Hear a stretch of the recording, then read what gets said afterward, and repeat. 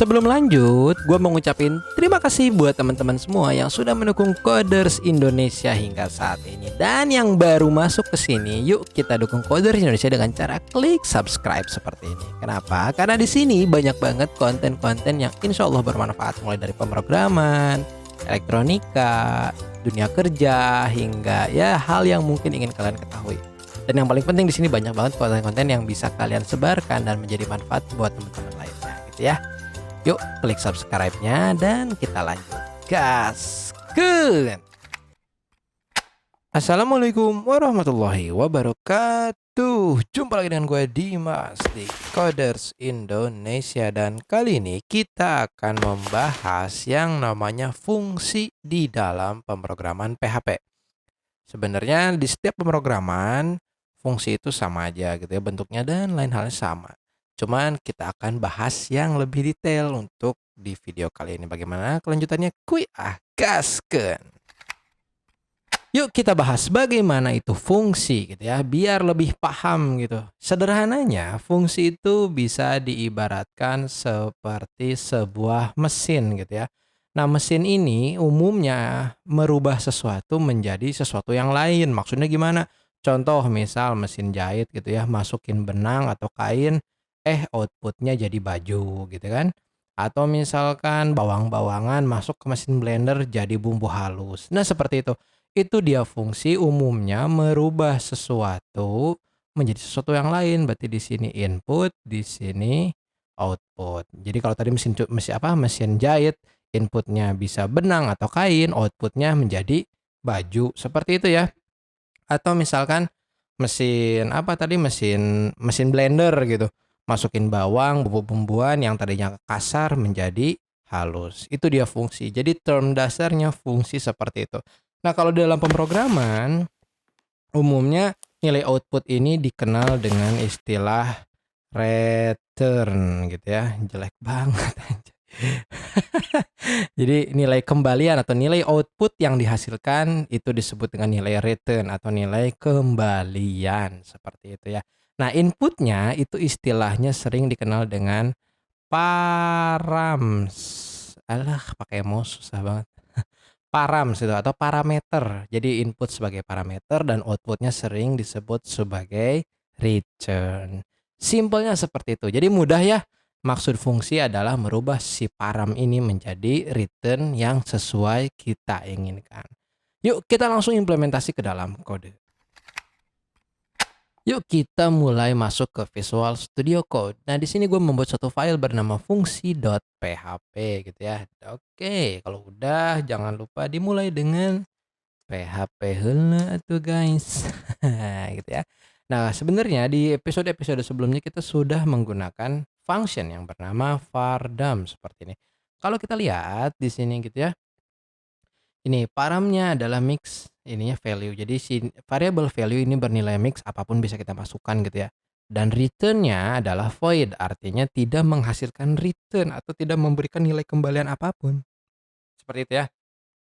Nah, contoh lainnya adalah JSON decode. JSON decode ini adalah untuk mendecode JSON string gitu, JSON string. Jadi merubah lahannya dari objek menjadi JSON string gitu ya. Kalau kita lihat di sini paramnya bisa string JSON-nya itu sendiri, yang di return-nya adalah apa tadi mana ya? Return-nya adalah mix ya. Jadi berupa nilai campuran gitu ya. Seperti itu. Banyak banget function-function yang udah disediakan oleh si PHP itu sendiri. Dan ini adalah hasil dari IntelliSense extension yang ada di VS Code. Jadi kita sangat terbantu ya. Seperti itu. Cuman di video kali ini gue mau menekankan bagaimana caranya kita membuat user defined function atau fungsi yang didefinisikan oleh si user itu sendiri. Contoh kita membuat function luas segitiga, kita awali dengan keyword function. Function tulis nama fungsinya gitu ya. Segitiga, terus variabel inputannya itu bisa misal luas gitu ya dan tinggi seperti ini. Oke. Seperti itu. Ini jangan dihiraukan lah. Ini ada ngebug kalau extensionnya. Oke, ini dia fungsinya. Dan di sini kode yang akan kita eksekusinya di sini. Oke. Nah, luas segitiga seperti kita tahu adalah setengah kali alas kali tinggi gitu kan. 0,5 dikalikan luas, kok luas sih, alas andai. Ini adalah alas gitu ya, alas. Oke, alas terus dikalikan tingginya, seperti itu. Nah, sampai sini kita sudah membuat sebuah fungsi bernama luas segitiga. Cuman dia belum memberikan keluaran. Kalau kita lihat di sini tuh nggak ada return-nya alias return-nya void. Oleh karena itu kita harus menggunakan keyword return. Nah, return seperti ini kita akan mereturn nilai si luasnya, gitu kan? Dan sekarang kalau kita save, kita lihat di sini return-nya sebagai float karena return yang kita berikan adalah nilai dari si variabel luas yang merupakan perkalian ini. Karena ada 0,5 dia dianggap sebagai float seperti itu. Oke. Jadi si luas segitiga memiliki param sebanyak 2, ada alas dan tinggi. Return-nya adalah float. Terus bagaimana cara manggilnya? Cara manggilnya kita tinggal panggil saja si luas segitiga.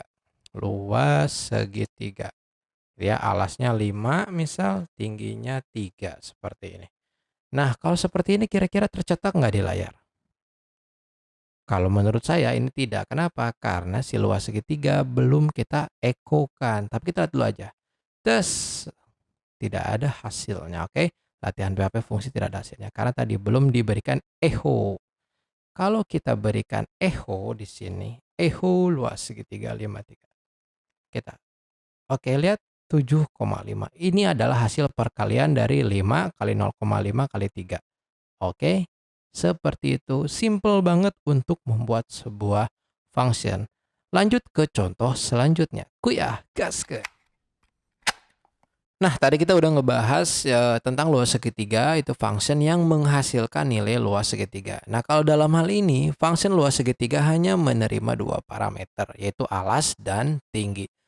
Gimana jadinya kalau nanti kalian ada suatu studi kasus bukan harus lah, harus membuat sebuah function yang mana kalian tidak bisa menentukan seberapa banyak parameter yang harus diinputkan ke dalam function. Gitu ya. Kalau ini kan jelas cuma ada 2. Gimana kalau ternyata functionnya itu butuh 3 parameter, 5 sampai 6, variatif lah gitu. Nah, di sini kita akan bahas, hanya di coders dibahas gitu ya. Kita bisa membuat function dalam hal ini misalkan sum atau penjumlahan gitu ya, penjumlahan. Nah, untuk menentukan bukan menentukan, kalau kita tidak tahu seberapa banyak parameter yang harus diinputkan gitu ya. Nah, kita bisa menggunakan titik-titik seperti ini lalu kita tuliskan nama variabelnya. Seperti ini. Artinya, function sum ini yang nantinya akan menjumlahkan semua input yang diberikan, gitu ya. Kita bisa menggunakan titik-titik seperti ini dan disebutkan nama variabelnya dalam hal ini adalah input gitu, variabel bernama input. Nah, karena function sum ini akan menjumlahkan semua inputannya, kita harus membuat sebuah penjumlahan yang menjumlahkan semua inputnya. Kalau kalian lihat, parameternya mix itu input. Ini bisa dianggap sebagai array atau objek gitu ya. Nah, ingat di video sebelumnya kita udah bahas tentang iterasi, kita akan menggunakan for each untuk mengiterasi si input seperti itu ya. Ini kita hapus biar nggak bikin pusing. Kita as input gitu ya sebagai nilai. Oke. Nah, jadi di sini kita melakukan iterasi dari inputan si function sum ini dan akan dikonversikan sebagai variabel value. Oke. Untuk menjumlahkannya kita membuat sebuah variabel baru gitu ya bernama result, kita kasih 0 dulu gitu. Seperti ini. Oke. Nah, lalu lanjutkan ke iterasi result gitu ya. Sama dengan result di iterasi sebelumnya ditambah dengan nilai si inputan dalam hal ini adalah value. Lalu kita return nilai dari si result gitu. Nah, sampai sini kita sudah membuat sebuah function dengan inputan parameter yang bisa bermacam-macam jumlahnya. Maksudnya gimana? Yuk kita coba. Nah, misal kita tahu nih angka-angka yang mudah aja ya, 1, 2, 3. Kalau dijumlahkan itu kan pasti jadi 6 gitu ya. Nah, dalam function yang seperti ini, kita bisa memasukkan sebanyak apapun angka yang ada di sini. Kalau nggak percaya kita lihat, save, lalu kita sini, putar. Nah, 6 hasilnya kan. Kalau misalkan kita tambahin 45 atau berapa gitu ya, asal aja lah. Ini, nah seperti ini. Refresh 475. Tidak terjadi kesalahan. Jadi si sum ini dengan sintak 3 dot seperti ini nih, itu bisa memasukkan banyak parameter yang disesuaikan gitu. Jadi tidak di-define seperti luas segitiga yang hanya bisa memasukkan 2 parameter saja gitu ya. Itu dia function. Mudah kan? Nah, gue rasa function ini hanya sampai di sini saja karena gue hanya ingin menjelaskan dasar dari si pembuatan function. Jadi yang banyak digunakan adalah nanti di lapangan itu kurang lebih seperti ini. Jadi input yang beragam dan lain hal sebagainya, gitu ya. Oke, video kali ini kita cukupkan saja. Semoga bermanfaat. Terima kasih atas perhatiannya. Jangan lupa like, komen, dan subscribe supaya makin berkembang dan makin bermanfaat. Oke, akhirul kalam. Assalamualaikum warahmatullahi wabarakatuh.